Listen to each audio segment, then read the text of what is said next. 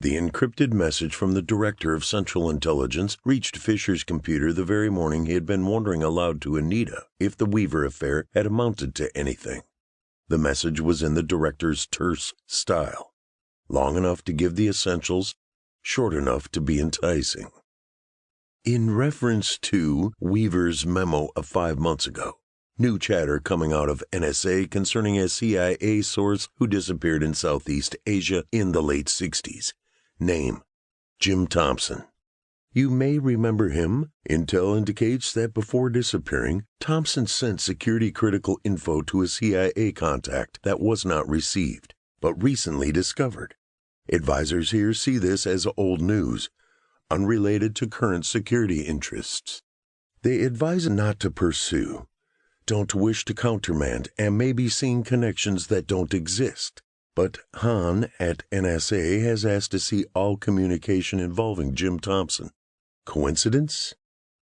New chatter involves retired agent Eric Compton, who you no doubt remember. He and Thompson were friends in Bangkok, now lives in Remington, Virginia, was contacted by a Davis Eckerson, indicating Eckerson has a message for Compton from Thompson. Davis meets with Compton tomorrow. Is now at Comfort Inn in Culpeper, Virginia. Maybe a dead end, but worth finding out. Contact if more info needed. Fisher transferred the message to Anita's console. "What do you think?" he asked. She quickly scanned the Director's note. "His advisors may be right," she said, pushing her chair away from the computer. "This looks like old news, but wasn't Hahn the NSA man mentioned in the Weaver's message?" Fisher pecked quickly at his keyboard, then leaned back and squinted through the bottom of his bifocals. "Here's the last note from the Director. Received anonymous message addressed Director's eyes only. Asks that we investigate relationship between Bradley Hahn at NSA, Marshall Ding at a Dallas firm called Fedtegrity, and a group called the Weavers. Advises we do so quickly and with great caution. People here think a hoax. I'm not certain. Please follow up. In addition to the people inside thinking this wasn't serious, I suspect the Director wasn't excited about having his people investigate someone inside the NSA, so he asked us to do it." Anita nodded.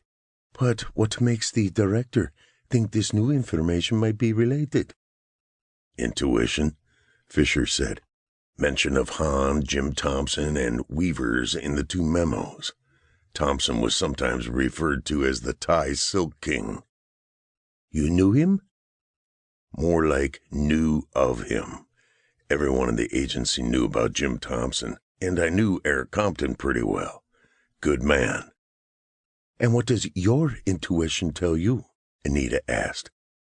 Fisher's aged chuckle rasped like boots on gravel.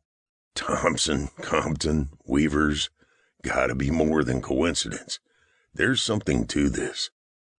Anita wheeled her chair back to her console. "Then I'd better send this to Adam Zach," she said. To keep listening to this audiobook, I've left you a link in the description so you can do it, at no cost thanks to Audible's 30-day free trial.